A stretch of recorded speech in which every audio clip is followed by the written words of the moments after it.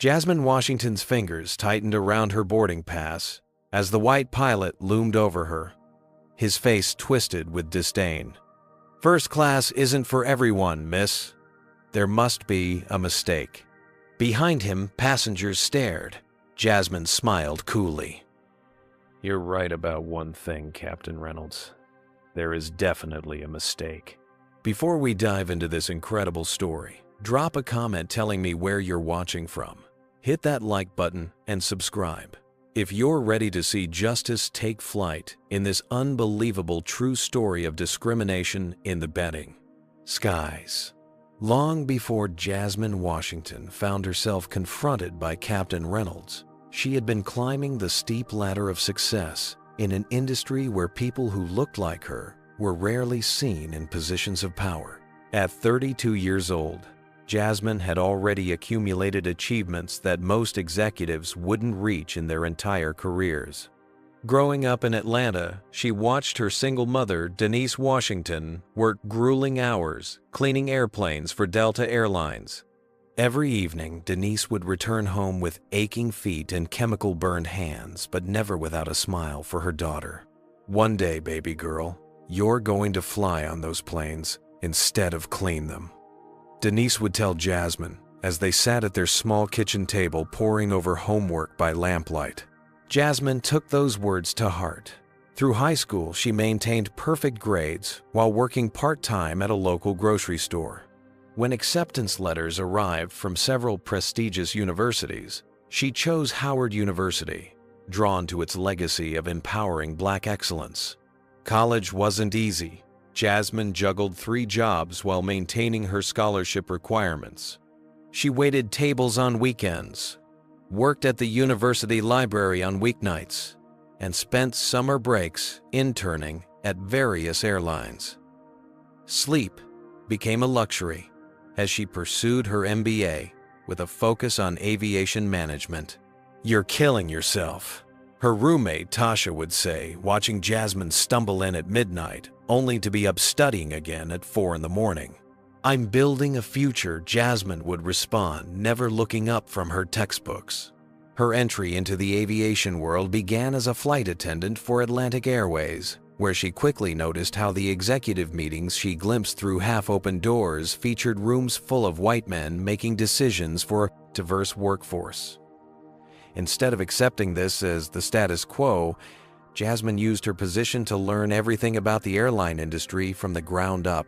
Within 3 years, she'd moved from cabin service to operations management, impressing executives with her keen understanding of efficiency improvements.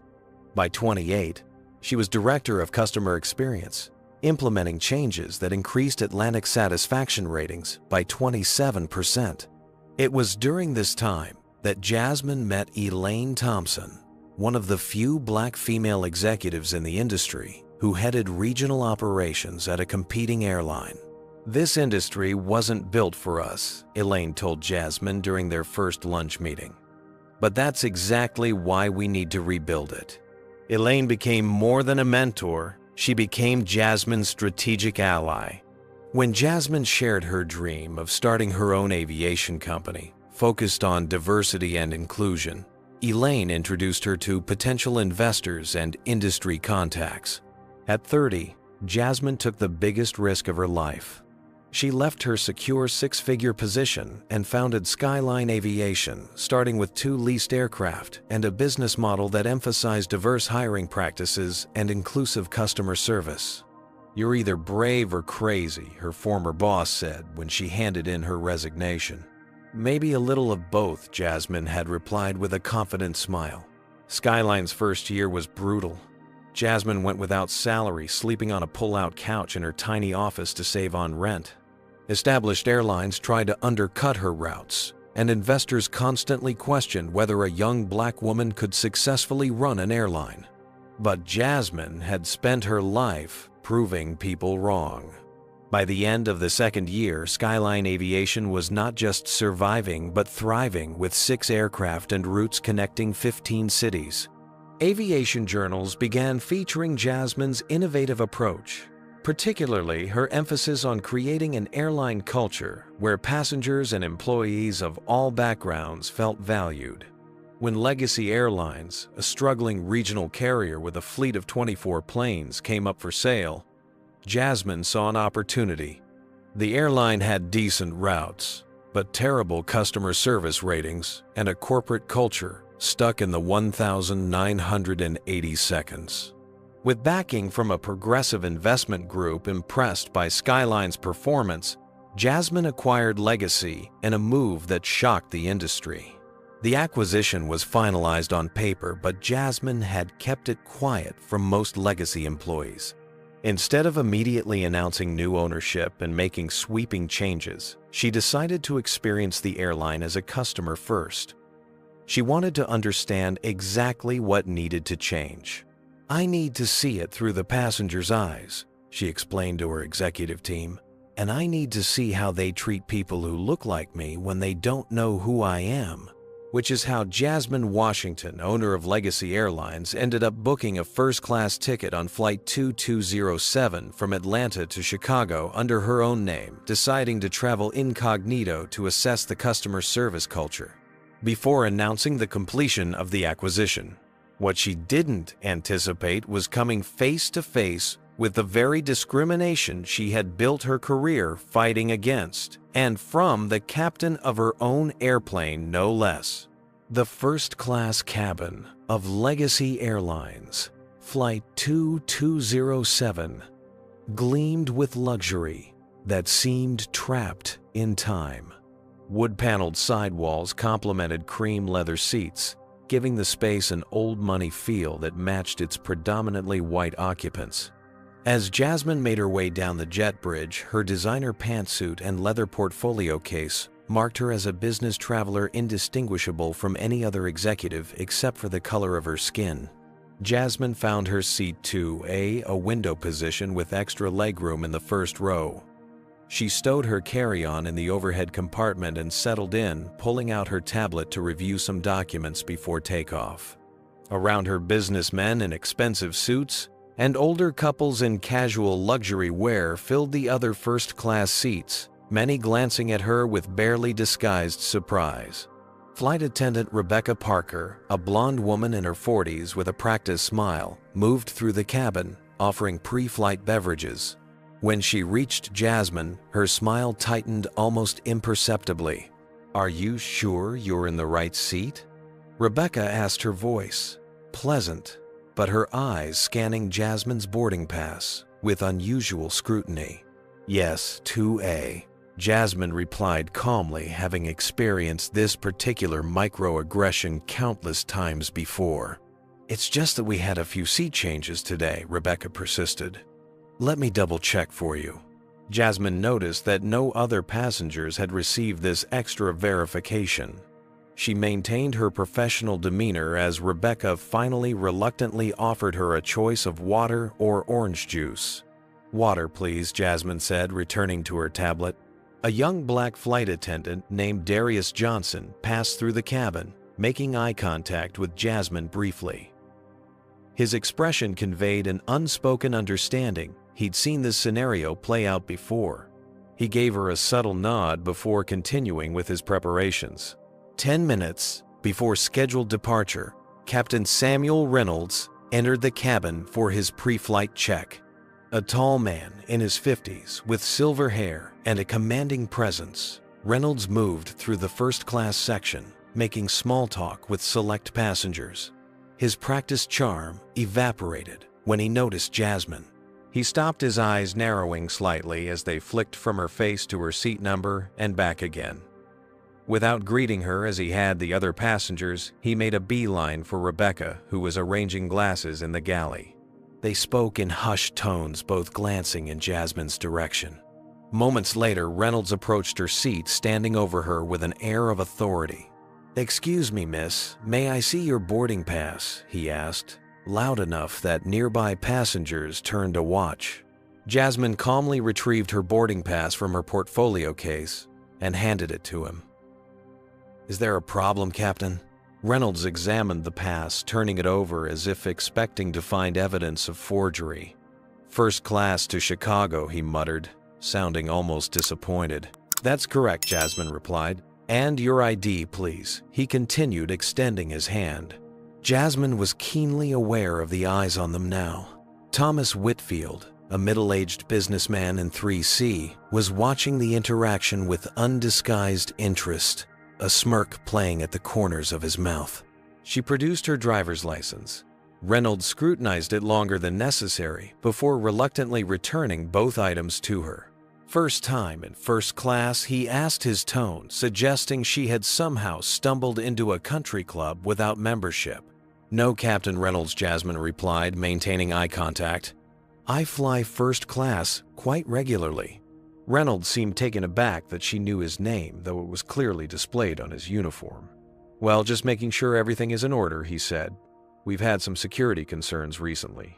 As he moved away, Jasmine heard him mutter to Rebecca, keep an eye on 2A. The interaction wasn't unusual for Jasmine. Throughout her career, she'd been questioned, second-guessed, and underestimated. Each time, she'd responded with composure and competence, letting her achievements speak for themselves. But today felt different. This was an airline she now owned, and the discrimination was happening before the plane had even left the ground. Jasmine discreetly activated the recording function on her phone, placing it on her lap beneath her tablet. Something told her she might need documentation of what was unfolding.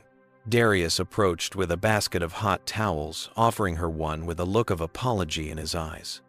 As she accepted it, he whispered, "I'm sorry about that, ma'am." Before she could respond, Rebecca was back at her seat.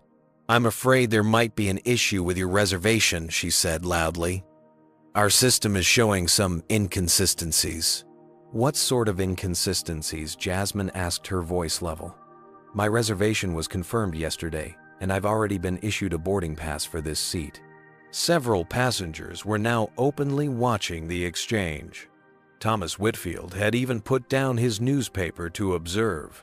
"Sometimes our system makes mistakes," Rebecca insisted. "Perhaps you were accidentally upgraded. Let me check if there's a seat available in economy that would be more appropriate." The implication hung in the air. More appropriate for whom? "I paid for first class," Jasmine stated firmly. "I have a confirmed reservation for this seat. Unless the flight is being canceled, I'll be staying right here." Rebecca's smile didn't reach her eyes. "I'll need to discuss this with the captain." "Excuse me." As Rebecca retreated to the cockpit, Jasmine noticed Thomas Whitfield lean across the aisle toward another passenger. "Some people just don't know their place anymore," he said, not bothering to lower his voice. Darius, who was collecting trash nearby, visibly tensed, but remained silent. The power dynamics were clear. Speaking up could cost him his job. Minutes passed and the departure time came and went. Passengers began to shift uncomfortably, checking their watches. Finally, Captain Reynolds emerged from the cockpit and made a beeline for Jasmine's seat this time, with Rebecca close behind. "Miss Washington," he began, his tone now formal and cold. "There seems to be a security flag associated with your reservation. I'm going to have to ask you to gather your belongings and come with us." A security flag, Jasmine repeated loud enough for others to hear. "What kind of security flag?" "I'm not at liberty to discuss that on the aircraft," Reynolds replied. "If you'll just come with us, we can sort this out at the gate and perhaps get you on a later flight." It was a tactic Jasmine had seen before, creating a false security concern to justify discrimination. But knowing she needed to document the full extent of the situation, she decided to comply while continuing to record. "I'd like to understand the specific nature of this security concern," she insisted, gathering her belongings slowly. "Ma'am, I'm the captain of this aircraft, and I need you to comply immediately," Reynolds said, his patience visibly thinning. Thomas Whitfield chose this moment to interject. "Captain, if she's a security risk, shouldn't you call security? We have schedules to keep." "Security has been called," Rebecca replied with satisfaction. As if on cue, a security officer appeared at the door of the aircraft. "Officer Marcus Green, An African-American man in his 30s looked uncomfortable as he surveyed the situation. "What seems to be the problem here?" he asked. "This passenger needs to be escorted off for additional screening," Reynolds stated authoritatively. "There's a security flag on her reservation." Marcus looked at Jasmine, then back at Reynolds. "I'll need to see the alert documentation." As Reynolds fumbled to produce evidence of the alleged security concern, Jasmine stood dignity intact despite the humiliation of the moment. "I'll cooperate fully," she said, clearly addressing not just Marcus but the entire cabin. "But I want it noted that I have a valid first-class ticket, have cleared all security, and am being removed without any explanation of wrongdoing." A young Asian American woman in row 4, Alexandra Chen, had quietly begun recording the scene on her phone, her expression one of outrage on Jasmine's behalf. As Jasmine was escorted toward the exit, she held her head high, remembering a similar incident years ago when she'd been bumped from a flight to make room for a white passenger, despite having a confirmed reservation. Back then, she'd had no recourse but to accept the injustice. She had promised herself it would never happen again. Now, as she walked the gauntlet of staring passengers, that old promise echoed in her mind. The difference was that today, unbeknownst to Captain Reynolds or anyone else on the aircraft, she had the power to ensure accountability. The air in the first-class cabin seemed to thicken as Jasmine stood gathering her belongings under the watchful eyes of Captain Reynolds and flight attendant Rebecca Parker. Every movement she made was scrutinized. Every item she collected, observed as if she might suddenly produce something dangerous. "Let's not make a scene," Reynolds said in a low voice that nonetheless carried to nearby passengers. "I think you would be more comfortable in economy, or perhaps on another flight altogether." The suggestion that she belonged in economy rather than first class, that this luxury space wasn't for people like her, hung in the air, unspoken but unmistakable. Thomas Whitfield, the businessman who had been watching the situation unfold with thinly veiled satisfaction, chose this moment to insert himself further into the confrontation. "Captain, I fly this route twice monthly," he announced loudly. "I've never seen such unprofessional behavior from a passenger. You're absolutely right to address this situation." His emphasis on the word situation made it clear what he really meant. Jasmine herself was the problem, not any legitimate security concern. Rebecca nodded in agreement. "I've already called security," she said, as if Jasmine were actively threatening the safety of the aircraft rather than simply sitting in her assigned seat. Jasmine kept her expression neutral, though inside she felt a familiar fire building. This wasn't just about her anymore. It was about every person who had ever been made to feel less than, out of place, or unwelcome because of the color of their skin. The cabin door reopened, and Security Officer Marcus Green stepped aboard. His dark uniform and official badge immediately changed the atmosphere in the cabin. Passengers who had been openly staring now quickly averted their eyes, suddenly fascinated by their phones or the safety cards in their seatback pockets. "What seems to be the issue?" Marcus asked, his gaze moving between Reynolds and Jasmine.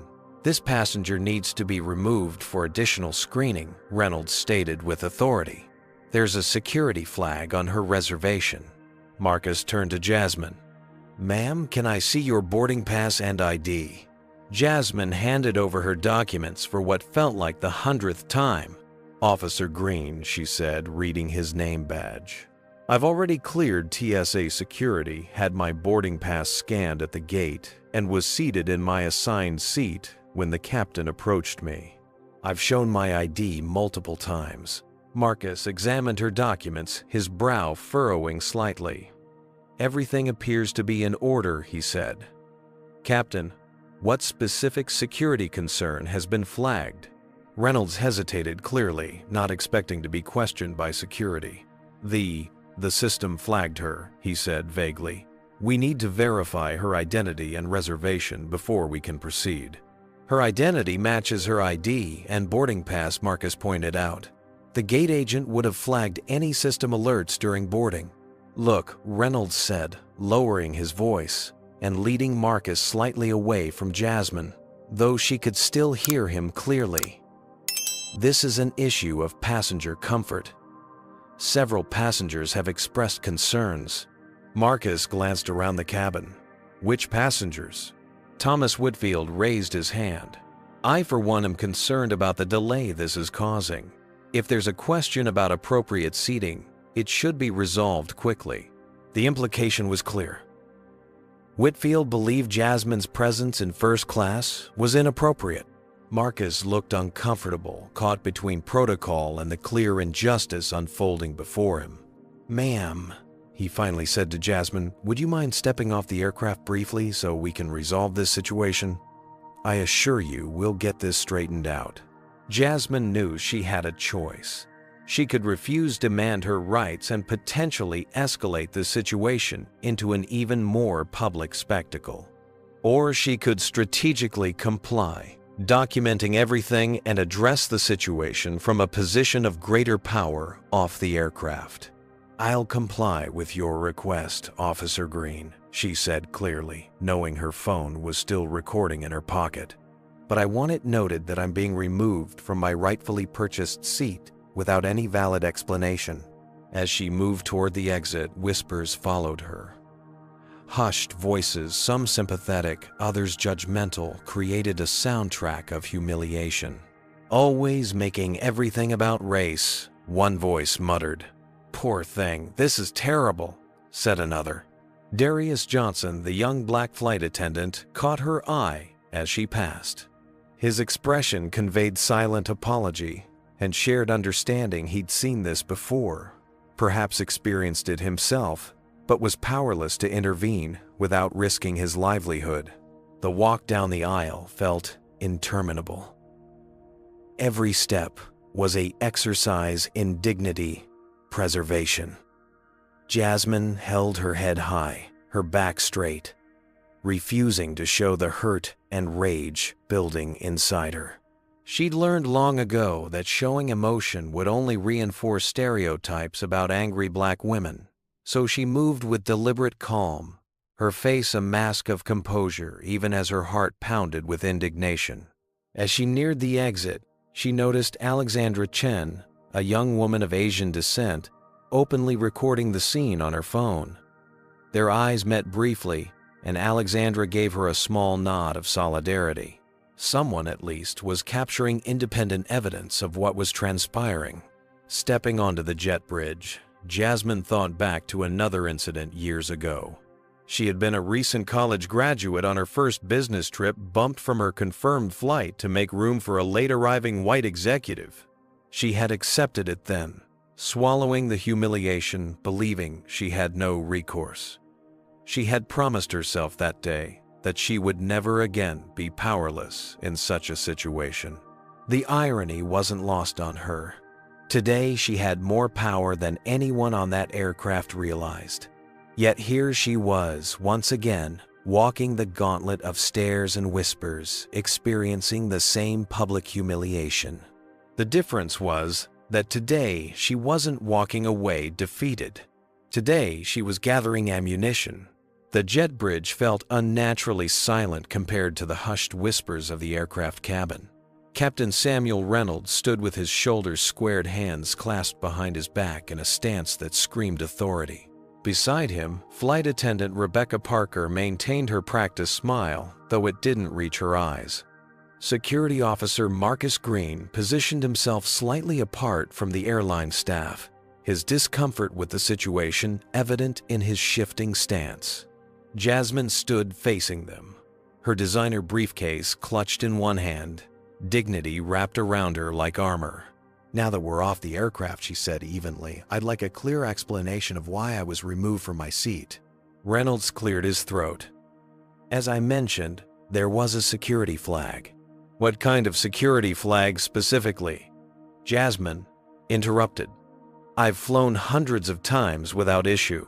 I cleared TSA and boarding without any alerts. My ticket and ID match. So please explain exactly what security concern I supposedly present." Reynolds and Rebecca exchanged glances before he continued. Miss Washington Airlines reserve the right to reseat passengers for various reasons. This isn't about you personally. It's about ensuring passenger comfort and adhering to airline policy. The condescension in his tone was unmistakable. He was speaking to her as if explaining complex concepts to a child. Passenger comfort, Jasmine repeated. Whose comfort exactly? The only discomfort I observed was caused by you and your flight attendant questioning my presence in first class. Rebecca stepped forward, her smile now completely gone. Miss Washington, your attitude is precisely the issue. First class has certain standards of behavior. What behavior? Jasmine challenged. Sitting quietly in my assigned seat, responding professionally when repeatedly questioned about my right to be there. Please explain which standard I failed to meet. Marcus shifted uncomfortably. Captain Reynolds, I don't see any security flags in the system for Miss Washington. What specific concern prompted this removal? Before Reynolds could answer, Jasmine decided it was time to show a fraction of her hand. I believe I can answer that, Officer Green. The concern isn't about security at all. I'm an aviation executive with over a decade of industry experience. What we're experiencing right now is textbook discrimination. A black woman in first class being assumed out of place. Reynolds' expression changed, confidence faltering slightly. An aviation executive? With which airline? That's not relevant to whether I should be removed from a seat I legally purchased, Jasmine replied coolly. But since you ask, I've held senior positions with Atlantic Airways and now run my own aviation company. Marcus's eyes widened slightly in recognition. Washington. Jasmine Washington of Skyline Aviation. Reynolds and Rebecca exchanged another glance, this one tinged with uncertainty. Anyone can claim to be an executive, Reynolds said dismissively. The fact remains that your reservation has been flagged, and as captain, I have final authority over who flies on my aircraft. Your aircraft? Jasmine raised an eyebrow. Before the conversation could continue, a harried-looking man in a Legacy Airlines management uniform hurried down the jet bridge toward them. Captain Reynolds, what's going on? We have passengers complaining about the delay, said Martin Coleman, the gate supervisor, before noticing Jasmine. Is there an issue here? This passenger was removed for additional screening, Reynolds explained. There were security concerns. Martin looked confused. What security concerns? Nothing came up when she boarded. She claims to be some kind of airline executive, Rebecca interjected. But regardless, Captain Reynolds has made his decision. Jasmine reached into her briefcase and pulled out her phone.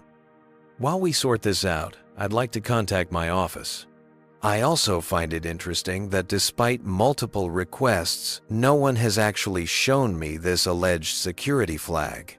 As she began to dial, she noticed Martin's expression change as he finally processed her name on the ID that Marcus was still holding. Miss Washington, Jasmine Washington Martin, asked, his voice suddenly higher. Yes, she confirmed. Could you excuse us for just a moment? Martin said, pulling Reynolds and Rebecca aside for a hurried, whispered conversation. While they huddled, Jasmine managed to connect with her assistant.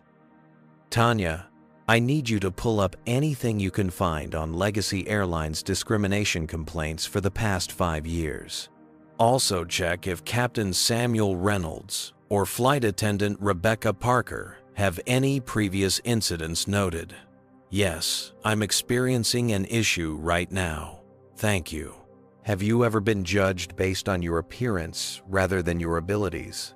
Comment number 1 if you've experienced discrimination in a professional setting, or number 2 if you've witnessed someone else being discriminated against. Like this video if you believe accountability is important in these situations, and subscribe to see more stories of justice being served. Now, what do you think will happen next? Will Jasmine reveal her true position, or will she continue gathering evidence of the airline's discriminatory practices? Let's find out as our story continues. As Jasmine ended her call, she decided to try accessing legacy systems directly. After all, she now had the authorization codes as the company's new owner. Opening her tablet, she connected to the airport Wi-Fi and logged into the airline's secure portal. What she found confirmed her suspicions. There was no security flag on her reservation, but there was a note added manually after boarding began. Passenger reassignment recommended. CR priority. CR almost certainly stood for Captain's Request. More disturbing, when she searched the system for similar notations, she found dozens of instances over the past year disproportionately affecting passengers with names suggesting they were people of color. Miss Washington Martin said, returning from the huddled conversation with Reynolds and Rebecca, "There seems to be some confusion. Perhaps we could continue this discussion in the terminal." "I'm quite comfortable here," Jasmine replied. "I've just accessed Legacy's reservation system, and interestingly, there is no security flag on my reservation." There is, however, a note about passenger reassignment added after I boarded. Martin blanched. "You accessed our system. How did you?" "As I mentioned," Jasmine said, "I'm an aviation executive. More specifically, as of this week, I'm the new owner of Legacy Airlines." The jet bridge fell completely silent.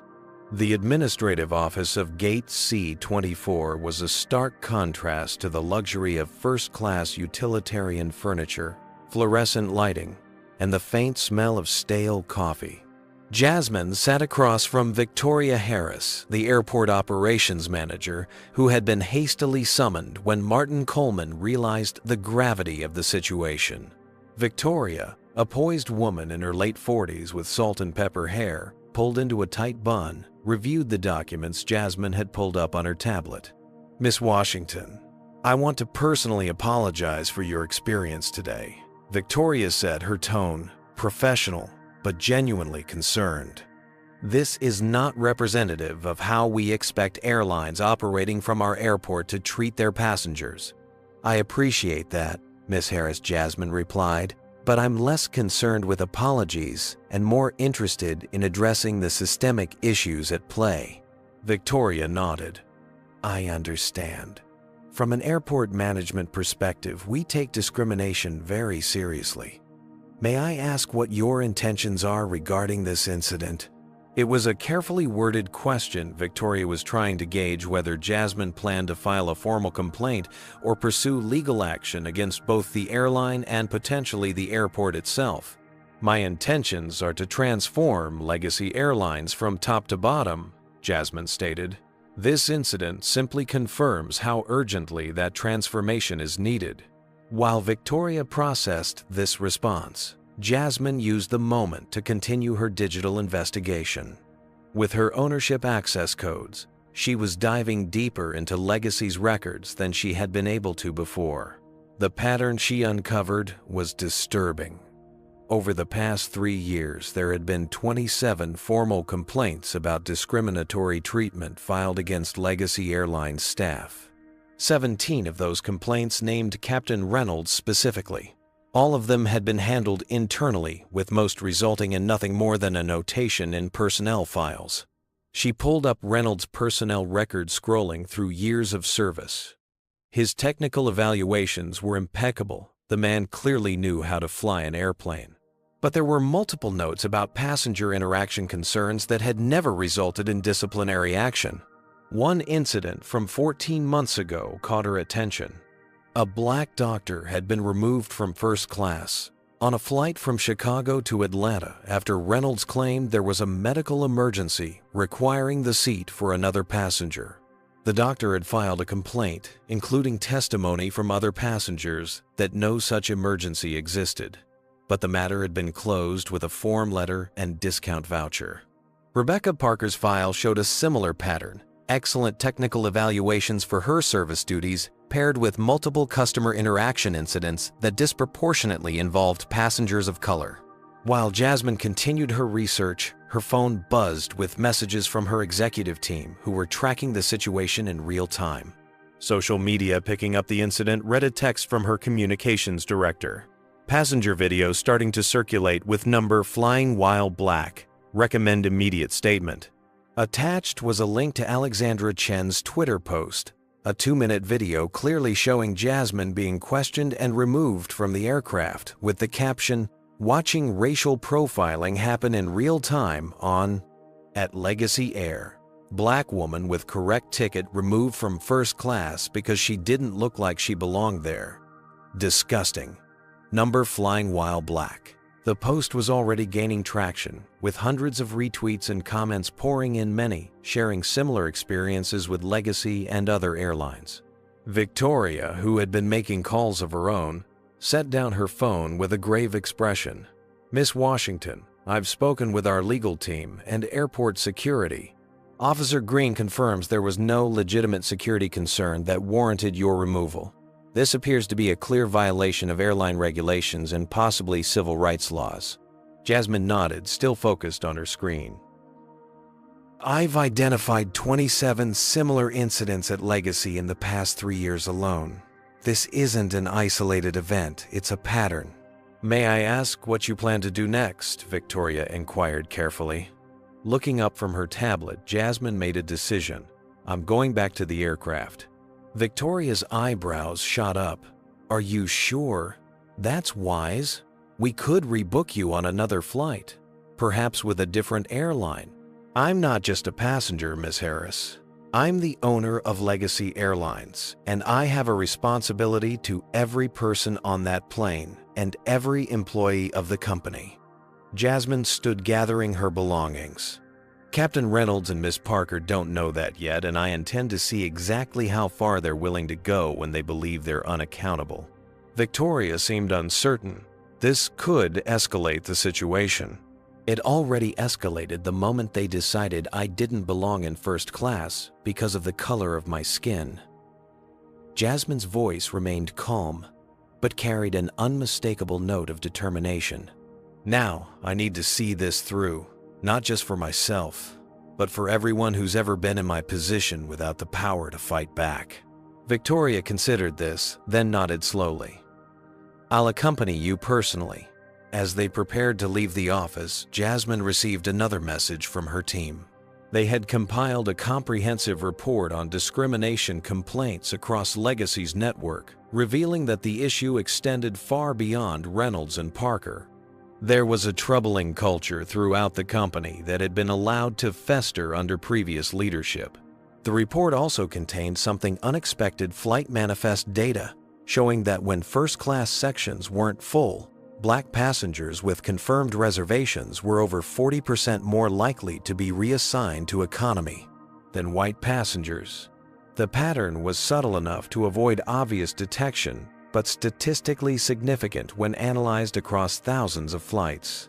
"This is exactly why I decided to experience the airline as a passenger before announcing the acquisition," Jasmine muttered, showing Victoria the data. "The corporate culture runs deeper than I imagined." Victoria reviewed the information with growing concern. This could become a major class action situation if it became public. "It already is public," Jasmine replied, showing her the growing social media response to Alexandra Chen's video. "The question now is whether Legacy Airlines will be remembered as a company that perpetuated discrimination or one that took bold steps to eliminate it." As they walked back toward Gate C-24, Jasmine made 2 quick calls, one to her legal team instructing them to prepare for potential action, and another to Richard Bennett, Legacy's Vice President of Operations, who was one of the few executives aware of the ownership change. "Richard, meet me at Gate C-24 immediately. We have a situation that requires your presence." She paused, listening to his response. "No, don't announce anything yet. Just get here as quickly as possible." The gate area was buzzing with activity when they arrived. Passengers from Flight 2207 had begun to congregate near the desk, many expressing frustration about the continuing delay. News of the incident had spread, and several people were on their phones, likely sharing details on social media or messaging loved ones about the holdup. Martin Coleman was attempting to manage the situation, assuring passengers they would depart soon while simultaneously trying to reach Captain Reynolds, who remained on the aircraft with the door now closed. "Mr. Coleman," Jasmine called, approaching the gate desk. Please reopen the aircraft door. I'll be reboarding now." Martin looked panicked. "Miss Washington, I don't think Captain Reynolds will." "Captain Reynolds works for me now," Jasmine stated firmly. "Open the door." Victoria Harris stepped forward. "As airport operations manager, I'm instructing you to reopen that aircraft door immediately, Mr. Coleman. This has become an airport security matter." Faced with direct orders from airport management, Martin had no choice but to comply. As he keyed his radio to instruct the ground crew to reconnect the jet bridge, Jasmine prepared for what would come next. She wasn't just returning to her seat now. She was walking back to confront a system that had humiliated countless travelers who lacked her power and position. Whatever happened in the next few minutes would set the tone for everything that followed at Legacy Airlines. And she was determined to make it count. The sound of the aircraft door reopening sent a ripple of surprise through the first-class cabin. Passengers who had settled in for departure, relieved that the problem had been removed, now looked up in confusion. Captain Reynolds emerged from the cockpit, his face darkening, when he saw Jasmine Washington walking confidently back on board, flanked by Victoria Harris and Marcus Green. "What is the meaning of this?" Reynolds demanded, blocking the aisle. "This aircraft is prepared for departure." "The aircraft isn't going anywhere," Captain Reynolds Victoria stated firmly. "Not until this situation is properly addressed." Passengers shifted in their seats, phones discreetly raised to capture whatever drama was about to unfold. Thomas Whitfield, who had been so vocal in supporting Jasmine's removal, suddenly became intensely interested in the safety information card. "This is highly irregular," Reynolds protested. "I have final authority over this aircraft, and I've determined that—" "You've determined nothing legitimate." Jasmine interrupted, her voice clear and steady. "You removed me from this flight without cause, and now I'm returning to my rightfully purchased seat." Rebecca Parker appeared from the galley, her practiced smile completely gone. "Captain, should I call for additional security?" The emphasis on additional was a clear attempt to frame Jasmine, Victoria, and Marcus as security threats rather than officials addressing misconduct. "That won't be necessary, Miss Parker," Jasmine replied before Reynolds could answer. "In fact, I'd appreciate it if you'd gather the entire crew in the forward galley. What I have to say concerns all of you." "I don't take orders from passengers," Rebecca snapped. The tension in the cabin was palpable. Other passengers watched with wide eyes, some clearly uncomfortable with the confrontation, while others seemed riveted by the unfolding drama. Alexandra Chen, still recording discreetly from her seat, caught Jasmine's eye and gave a small nod of encouragement. Marcus Victoria said quietly to the security officer, "Please ensure that no one interferes with Miss Washington returning to her seat." As Marcus moved to comply, a breathless man in a suit appeared at the aircraft door. Richard Bennett, Legacy's VP of Operations, had arrived as requested. His presence immediately changed the dynamic. "Captain Reynolds," Richard called out, his voice tinged with alarm. "Step aside and allow Miss Washington to her seat, now." Reynolds turned, confusion evident on his face. "Richard, what are you doing here? This is an operational matter that—" "This is much more than an operational matter," Richard cut in. "Please do as I say." Reynolds' authority visibly deflated at the arrival of a senior executive. He stepped aside reluctantly, allowing Jasmine to move past him toward her original seat in 2A, which had remained empty. As she settled in, Jasmine noted the reactions around her. Some passengers avoided eye contact, embarrassed by their silent complicity. Others stared, openly curious about this woman who had left in humiliation but returned with an entourage of officials.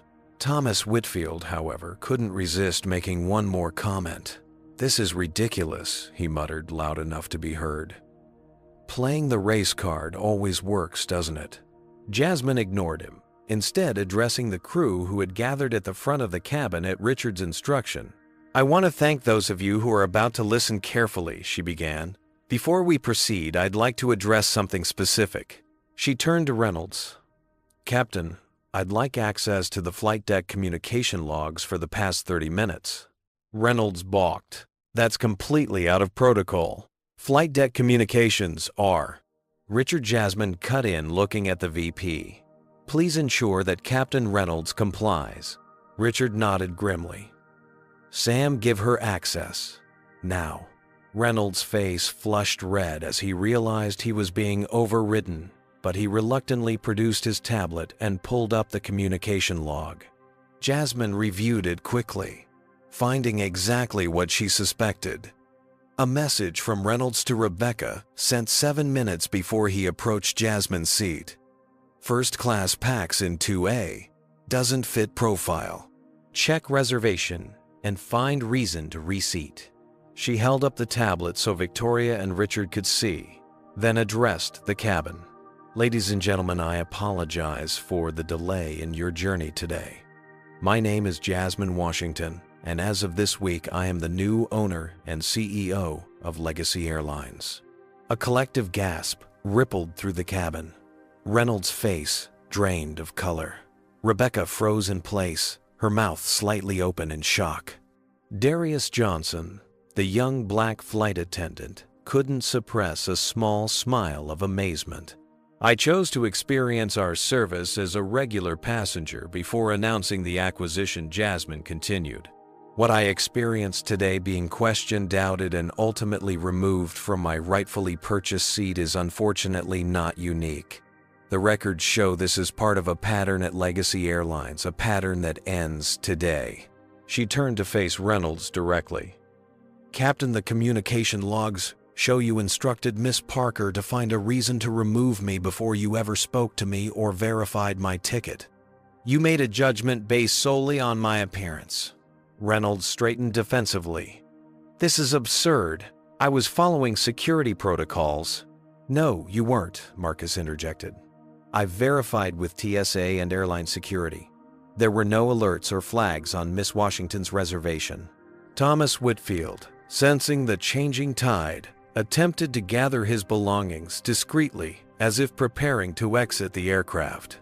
Please remain seated, Mr. Whitfield, Jasmine said without looking in his direction.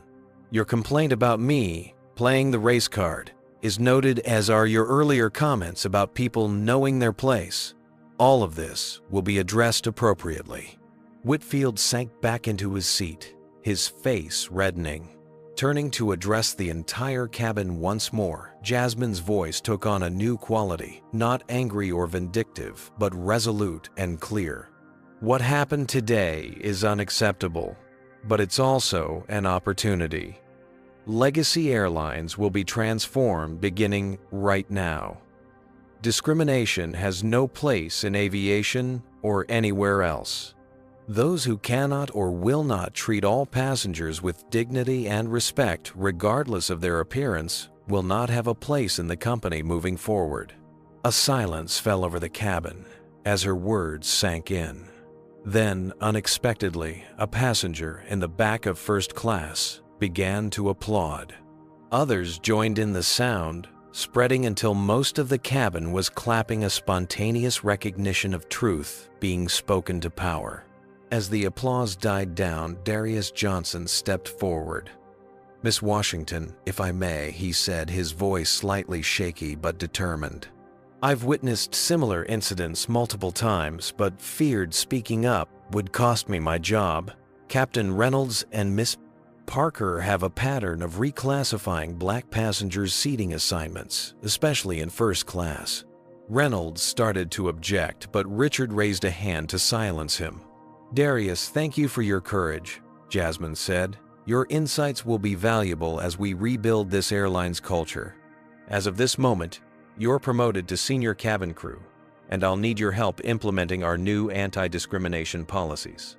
Darius straightened, a mix of surprise and pride on his face. Yes, ma'am. Thank you. Alexandra Chen, still recording from her seat, called out, Miss Washington, I've captured the entire incident on video.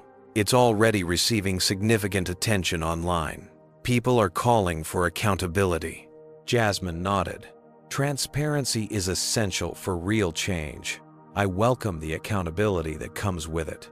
She turned back to Reynolds and Rebecca, who stood frozen in disbelief as their world collapsed around them. Captain Reynolds, Miss Parker, you are both suspended, effective immediately, pending a full investigation. Richard will arrange for replacement crew to operate this flight.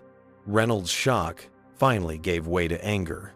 You can't do this. I have 27 years of service with this airline and 17 discrimination complaints in your file that were never properly addressed. Jasmine replied evenly. Your technical skills as a pilot are not in question, Captain. Your judgment and treatment of passengers are. As Reynolds and Rebecca were escorted from the aircraft by airport security, a palpable shift occurred in the cabin, a release of tension, as if everyone could finally breathe freely. Richard approached Jasmine. Replacement crew will be here within 30 minutes. What would you like me to tell them? Tell them this flight marks the beginning of a new legacy, Jasmine replied, one that lives up to its name in the right ways. The atmosphere in the first-class cabin had transformed completely. Where tension and discrimination had reigned minutes before, a strange mix of shock, embarrassment, and awakening now permeated the space. With Captain Reynolds and flight attendant Rebecca Parker escorted off the aircraft, the remaining crew members stood at attention, suddenly hyper-aware of their actions and attitudes. Richard Bennett Legacy's VP of Operations moved with newfound urgency, making calls to arrange for a replacement flight crew while simultaneously trying to process how his company had changed in the span of minutes. His carefully planned transition to new ownership had been dramatically accelerated by Reynolds' discriminatory actions. Replacement captain and first officer will be here in 20 minutes, he reported to Jasmine. They're being briefed on the situation. Thank you, Richard, Jasmine replied. She had remained in her seat 2A, making it clear she had no intention of moving again. The other passengers in first class had fallen into an awkward silence, many avoiding eye contact with each other or with Jasmine. Thomas Whitfield, who had been so vocal in his support of Reynolds, stared fixedly out the window, his face flushed with the realization that his own behavior had been witnessed by the airline's new owner. Darius Johnson, the young black flight attendant newly promoted to senior cabin crew, approached Jasmine with a bottle of water and a fresh hot towel. Miss Washington, he said, his voice steadier. Now, is there anything else I can get for you while we wait? I'm fine, thank you, Darius, she replied with a warm smile. But I would appreciate it if you could make an announcement to the passengers explaining the delay and assuring them we'll be underway shortly. Darius nodded, moving to the PA system with a new confidence in his step. As he made the announcement, Jasmine noticed how different his demeanor was. Now standing taller, speaking with authority, no longer constrained by the fear of retribution from discriminatory superiors. Victoria Harris, the airport operations manager, approached Jasmine's seat. Miss Washington, there's quite a commotion brewing outside. News of what happened has spread through the terminal, and several media outlets have reporters on the way. Legacy's PR team is scrambling for a statement. Let them scramble, Jasmine replied. I'll address it directly once we're in the air. The aircraft door opened once more, and a flustered man in an ill-fitting suit burst in. Where is she? Where's Jasmine Washington? Richard moved to intercept him. Martin, now isn't the time. No, it's exactly the time, the man insisted, peering around Richard to locate Jasmine. Miss Washington, I'm Martin Davies, Legacy's Vice President of Communications. We need to get ahead of this situation immediately. The video is going viral, and we're already fielding calls from major networks. Jasmine regarded him calmly. Mr. Davies, the situation will be addressed, but not with the usual corporate doublespeak and non-apologies. This isn't a PR problem to be managed. It's a cultural problem to be solved. Martin looked pained. But the stock price will reflect the company we actually are, not the one we pretend to be. Jasmine finished for him. The truth is already out there, Mr. Davies. Our job now is to show the world what we're going to do about it." As if to emphasize her point, Alexandra Chen's phone chimed loudly. She checked it and looked up with wide eyes.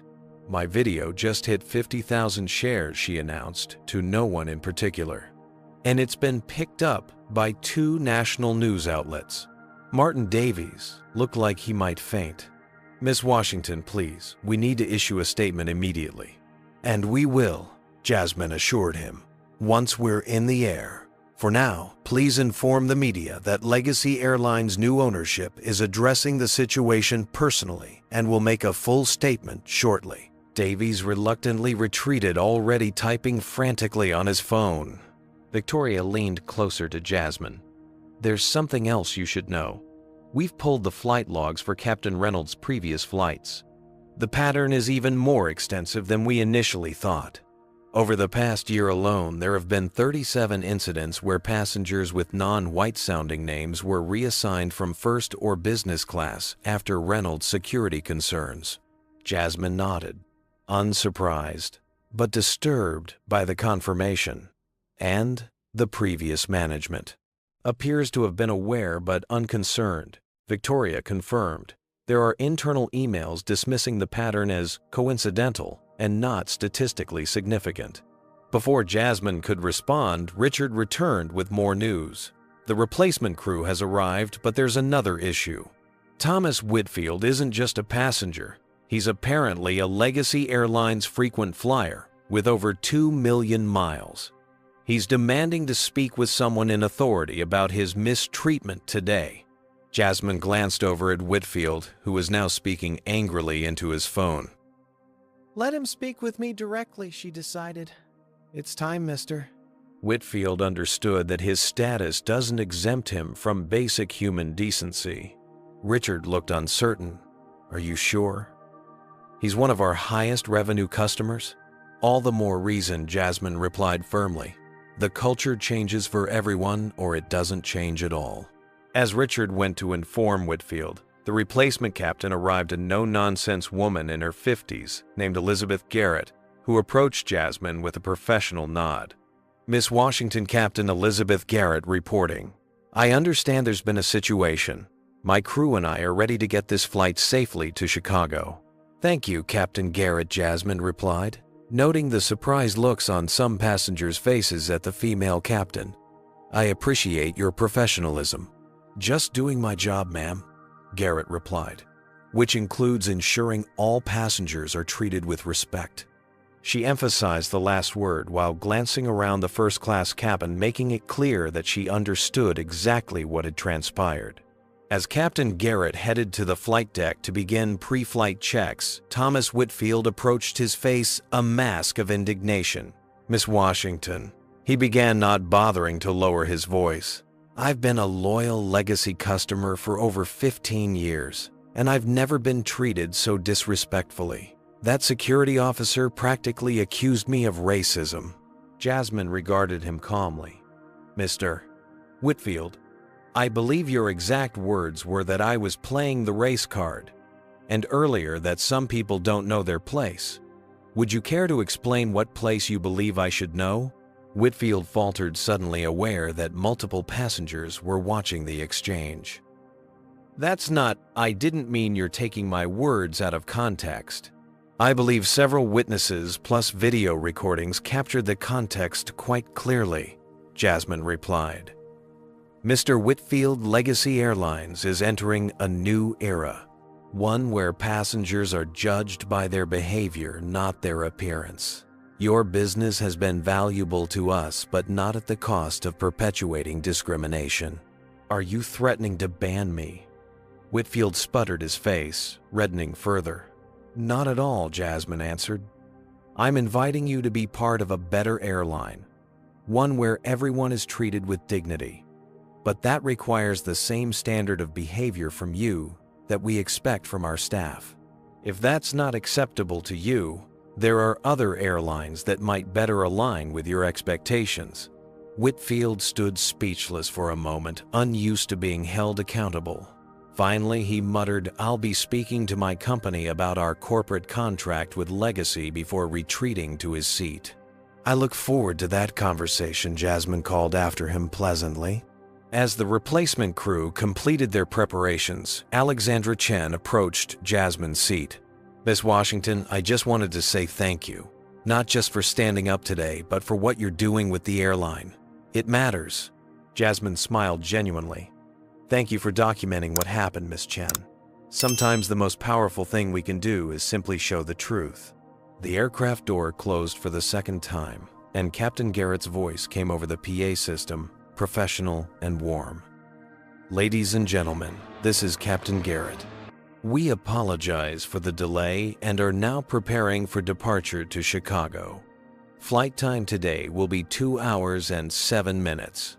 We appreciate your patience and look forward to providing you with excellent service. As the plane finally pushed back from the gate nearly 2 hours behind schedule, Jasmine took a moment to reflect on everything that had transpired. What had begun as a quiet assessment of her new acquisition had become a very public reckoning, one that would ultimately make Legacy Airlines stronger, more just, and truly worthy of its name. The old Legacy was already dying. The new one was about to take flight. The gentle hum of the engines provided a steady backdrop as Flight 207 finally climbed to cruising altitude. In the first-class cabin, the atmosphere had shifted dramatically from the tense confrontation that had delayed their departure. Now an air of cautious reflection seemed to permeate the space, with passengers processing the extraordinary events they had witnessed. Captain Elizabeth Garrett's voice came over the PA system once they reached 35,000 feet. Ladies and gentlemen, we've reached our cruising altitude. The flight attendants will begin service shortly. We appreciate your understanding regarding today's unusual circumstances. Darius Johnson moved with newfound confidence through the cabin, his recent promotion to senior cabin crew evident in his demeanor. As he prepared the service cart, Legacy Airlines Vice President of Operations Richard Bennett approached Jasmine's seat. Miss Washington, I've received word from the ground. Captain Reynolds and Flight Attendant Parker have been formally suspended pending investigation effective immediately. Security has escorted them from the premises.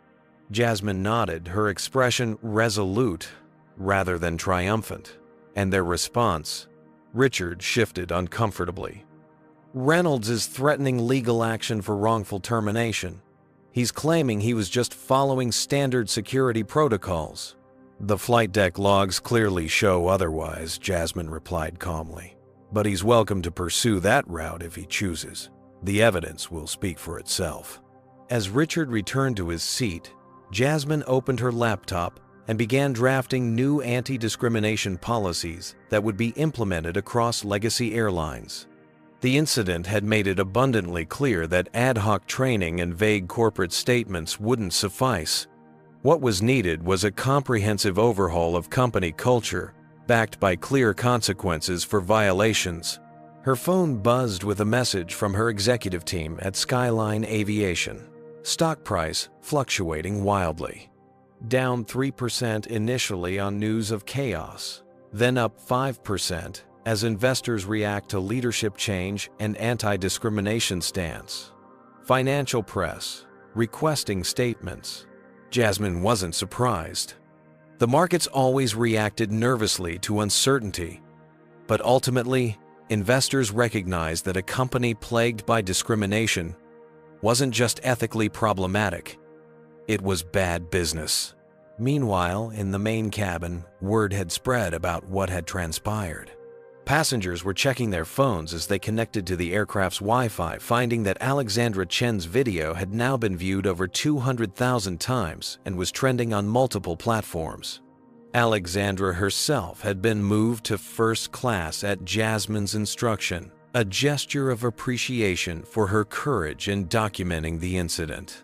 Now she sat across the aisle, occasionally glancing over with a mixture of awe and respect. Miss Washington, she said, during a quiet moment, your social media mentions are exploding. People are calling you everything from a hero to a corporate plant. Jasmine smiled wryly. I'm neither. I'm just someone who's been on the other side of discrimination too many times and finally has the power to do something about it. In Seat 3C, Thomas Whitfield sat in stony silence, his earlier bravado deflated. Occasionally, he would glance at his phone, grimacing, as he presumably read about the incident online.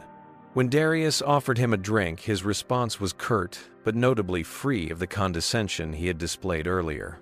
At the rear of first class, a middle-aged black couple who had remained silent throughout the earlier confrontation finally approached Jasmine's seat. Miss Washington, the woman, began hesitantly. "I'm Dr. Evelyn Carter, and this is my husband, Dr. James Carter. We fly this route monthly for medical conferences, and, well, we've experienced similar treatment, but never knew how to address it effectively. The way you handled it today," James added, "gave us a template for the future. Thank you for that." Jasmine was touched by their words. "Thank you for sharing that. It's exactly why this needed to happen publicly. These incidents thrive in isolation and silence." As the Carters returned to their seats, Jasmine reflected on her mother's words from years ago. "Change the system from within, baby girl. Get to where they can't ignore you, then pull others up with you." Midway through the flight, Richard Bennett approached again, this time with a troubled expression. "We have a situation in Chicago. News crews have gathered at O'Hare awaiting our arrival, and Legacy's board of directors has called an emergency session." "I expected as much," Jasmine replied. "The acquisition agreement gives me controlling interest, but I'll need to address their concerns directly." "There's more," Richard continued. "We've received information that Thomas Whitfield has filed a complaint claiming he was publicly humiliated and reverse discriminated against." Jasmine raised an eyebrow. "Interesting choice. His company, Whitfield Industries, has a corporate contract with Legacy worth millions annually. He's gambling that we'll overlook his behavior to preserve that relationship." "Will we?" Richard asked hesitantly. "No," Jasmine stated firmly. "We'll review all contracts based on merit and competitive rates, not special exceptions for entitled behavior. If Whitfield Industries wants to continue our partnership, they're welcome to under terms that include adherence to our new conduct policies." Richard nodded, looking simultaneously terrified and impressed. As the flight continued toward Chicago, Jasmine used the remaining time to draft a comprehensive anti-discrimination framework for the airline. Drawing on her years of experience in the industry and the specific patterns revealed in Legacy's internal systems, she outlined policies that addressed everything from hiring practices to passenger interactions. One section specifically focused on ending the practice of subjective seat reassignments that had disproportionately affected passengers of color. Another established an independent review board for discrimination complaints, bypassing the internal system that had previously buried such issues. Darius Johnson approached with a fresh cup of tea. "Miss Washington, if I may, I have some ideas about improving our training. I've been keeping notes for years about the patterns I've observed." "I'd like to see those notes," Darius Jasmine said sincerely. "In fact, I'm creating a new position, Director of Diversity and Inclusion, and I'd like you to consider taking on a leadership role in that department." Darius looked stunned. "Me? But I'm just a flight attendant." "You're just nothing," Jasmine corrected him kindly. "You're someone who recognized injustice and documented it even when speaking up could have cost you your job. That's exactly the kind of integrity we need in leadership." As they began their descent into Chicago, Jasmine finalized her immediate action plan. The events of today had accelerated her timeline dramatically, but perhaps that was for the best. Sometimes the most effective changes came not from careful planning, but from bold responses to critical moments. Captain Garrett's voice came over the PA system one final time. "Ladies and gentlemen, we're beginning our approach to Chicago O'Hare International Airport. Local time is 2:47 p.m., and the temperature is 68 degrees. On behalf of Legacy Airlines, I'd like to thank you for your patience today. We'll be parking at Gate E17, where some of you may notice additional personnel waiting. We appreciate your continued understanding as we deplane.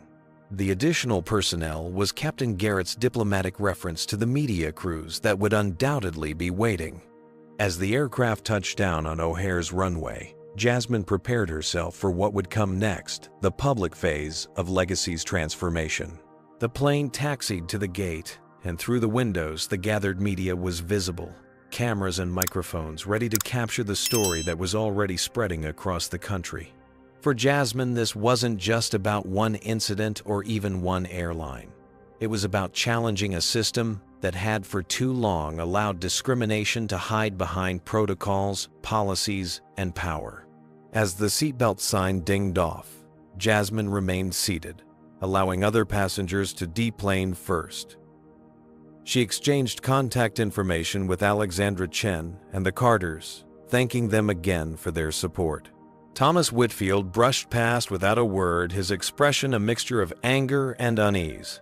Jasmine noted with interest that he immediately headed toward a waiting corporate representative rather than toward the media. When most passengers had deplaned, Richard approached one last time. "They're waiting. Miss Washington, are you ready?" Jasmine gathered her belongings and stood straightening her suit jacket. "I've been ready my entire life, Richard. Let's go change an airline." With that, she walked confidently toward the aircraft door, prepared to face the cameras, the questions, and the opportunity to transform Legacy Airlines into something truly worthy of its name. A sea of flashing cameras greeted Jasmine as she emerged from the jet bridge into Chicago O'Hare's Terminal 3. The news of what had transpired aboard Flight 2207 had spread like wildfire across social media and news outlets, drawing journalists from every major network to the arrival gate. "Miss Washington, is it true you were discriminated against on your own airline? Did you plan this as a test of Legacy's culture? What happens to Captain Reynolds now?" The questions came rapid fire as Jasmine approached the impromptu press area that airport officials had hastily cordoned off. Rather than appearing overwhelmed, she moved with calm purpose, her expression resolute. "Thank you all for your interest in today's events," she began, her voice clear and measured. "What happened on today's flight from Atlanta wasn't planned, but it was unfortunately not surprising either. For too long, discriminatory practices have been normalized in various industries, including aviation. Today marks the beginning of Legacy Airlines' commitment to real, meaningful change." She outlined what had occurred on the flight without sensationalizing the details, emphasizing the systemic nature of the problem rather than villainizing individuals. "Captain Reynolds and Flight Attendant Parker have been suspended pending a full investigation," she continued. "But this isn't about two employees. This is about a culture that enabled their behavior and buried similar incidents for years." A reporter from CNN pushed forward. "Miss Washington, sources say you purchased Legacy Airlines just last week. Was this a setup to make a point?" Jasmine shook her head. "I traveled as a regular passenger to experience the airline's service firsthand as any responsible new owner would. What I encountered was a genuine reflection of Legacy's current culture, one that will be changing immediately." For the next 30 minutes, Jasmine fielded questions with the same poise and directness that had characterized her confrontation with Reynolds. She announced the creation of a new diversity and inclusion department and promised a complete audit of all past discrimination complaints, with appropriate remediation for affected passengers. Legacy Airlines will become an industry leader in creating an equitable travel experience for all, she declared. Not because it's trendy or for positive PR, but because it's fundamentally right and good business. As the press conference concluded, Jasmine noticed a group of Legacy Airlines flight attendants who had gathered to watch, many still in uniform after completing their shifts. Their expressions ranged from hopeful to anxious, a workforce realizing that significant change was coming. She approached them directly. "I know today's events may feel destabilizing," she acknowledged. "Change often does. But I want you to know that Legacy's transformation isn't about punishing employees. It's about building an airline we can all be proud to work for, where excellence in service extends to every passenger regardless of how they look. One flight attendant, an older black woman, stepped forward. Will there be protections for those of us who report discriminatory behavior? In the past, speaking up meant being labeled a troublemaker. Absolutely, Jasmine assured her. Retaliation will not be tolerated under any circumstances. In fact, I'm implementing a new anonymous reporting system effective immediately. The interaction with the flight crew captured by nearby cameras presented a powerful visual. Legacy's new owner engaging directly with frontline employees, listening to their concerns rather than issuing edicts from an isolated executive suite. 6 months later, the transformation of Legacy Airlines was well underway.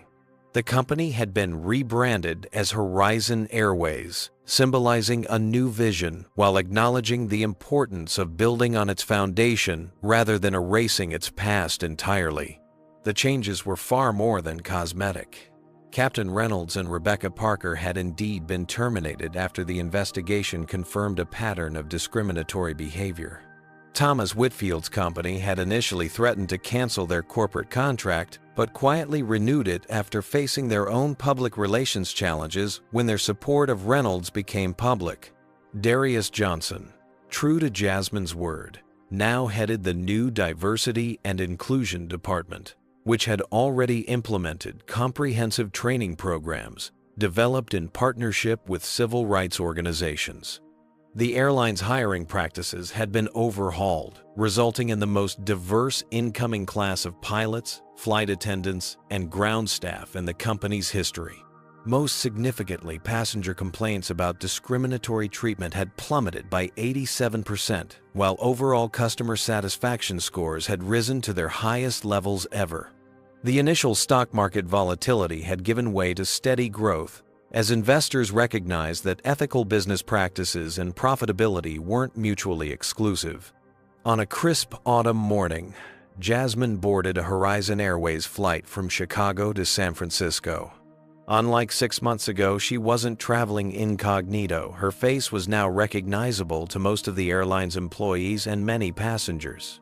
As she settled into her first-class seat, the cabin crew greeted her with genuine warmth rather than the forced deference often shown to executives. The flight attendant serving her section was a young South Asian woman who had been hired during the recent expansion. "Miss Washington, it's an honor to have you on board," she said sincerely. "I joined Horizon because of what you did on that flight.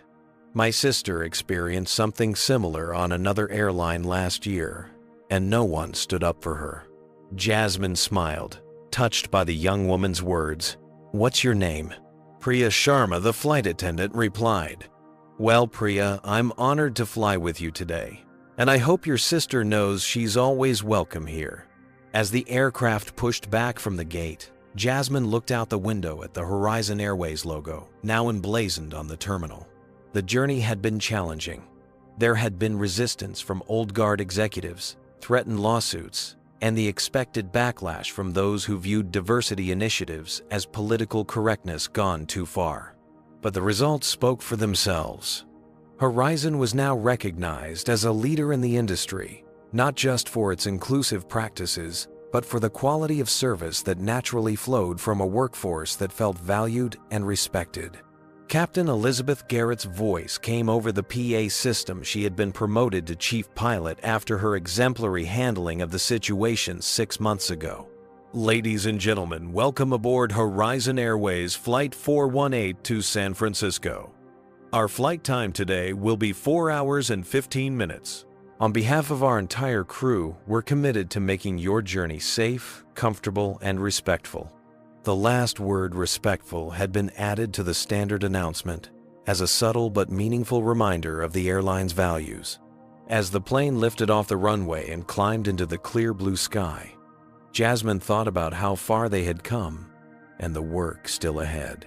The transformation of one airline wouldn't end discrimination in aviation or society at large. But it was a start, a demonstration that when people with power chose to use it for positive change, systems that had seemed immovable could indeed be transformed. The horizon ahead was wide open, full of both challenges and possibilities, and they were rising to meet it together. This powerful story reminds us that discrimination often thrives in silence and darkness. When people with privilege and power choose to stay quiet, systems of inequality continue unchallenged. Jasmine's journey demonstrates several important lessons. First, documentation matters. Evidence transforms individual complaints into undeniable patterns. Second, true change requires both personal courage and systemic overhaul. Individual actions matter, but lasting transformation comes from changing policies, practices, and culture. Third, accountability must be consistent. Both the overtly discriminatory Captain Reynolds and the complicit bystanders needed to face consequences. Perhaps most importantly, Jasmine shows us that meaningful change doesn't happen by accident. It requires intentional action from those with the power to make decisions. While not everyone has the ability to purchase an airline, we all have spheres of influence where we can challenge discrimination and create more inclusive environments. What would you have done in Jasmine's position? Would you have revealed your identity immediately or gathered evidence like she did? Have you ever witnessed discrimination and regretted not speaking up? Share your experiences in the comments below. If this story resonated with you, please hit that like button and subscribe to see more content that tackles important social issues. Your support helps these stories reach more viewers who might need to hear them. Share with friends who care about creating more just workplaces and communities. Thank you for watching, and remember, real change happens when we have the courage to confront uncomfortable truths